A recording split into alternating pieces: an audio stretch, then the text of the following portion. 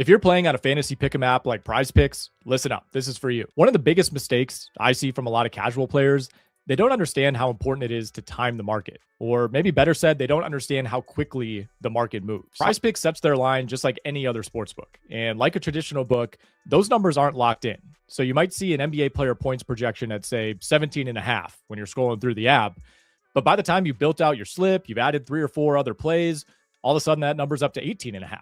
And what may have once been a value no longer is. One thing you have to keep in mind is you're not going to be consistently profitable playing on PrizePicks or other pick'em sites if you're just taking every line at face value, casually throwing in slips right before game start, and just taking whatever numbers you're given. Just like OddsJam helps you find value in traditional books and exchanges, we have a tool geared specifically toward identifying positive EV plays on PrizePicks and Underdog. Well, we compare lines across other pick'em apps, as well as lines and pricing at sharp sports books to essentially give you an up-to-the-second market expectation of how likely a given play is to hit. Let's check it out in a real-life example. All right, so here we are, the Fantasy Optimizer tool over on OddsJam, giving you the best plays, the best value of the night on PrizePicks. As you can see here, we have a 5-man flex lineup selected.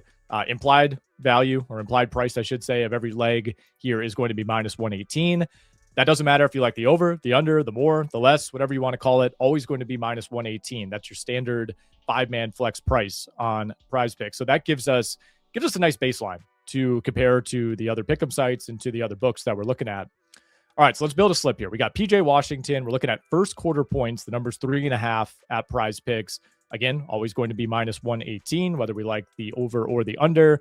We see this is priced, same bet, over 3.5 first quarter points, minus 136 at FanDuel. It's minus 145 at Flip. It's minus 200 at another book.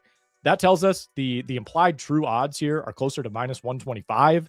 We're getting it at minus 118. We like that value, so we'll click here. We're going to add that to our slip. Let's take a look at another one here. We got Najee Marshall and Nick Claxton, a combined points prop. Number is 30 at PrizePicks. Again, that's going to be minus 118. We see the same play at FanDuel, minus 127. At DK, it's minus 128. Similar price at BetMGM. Caesars has it at minus 126. Some other big numbers at some other books. So again, the true price here, closer to minus 121, minus 122.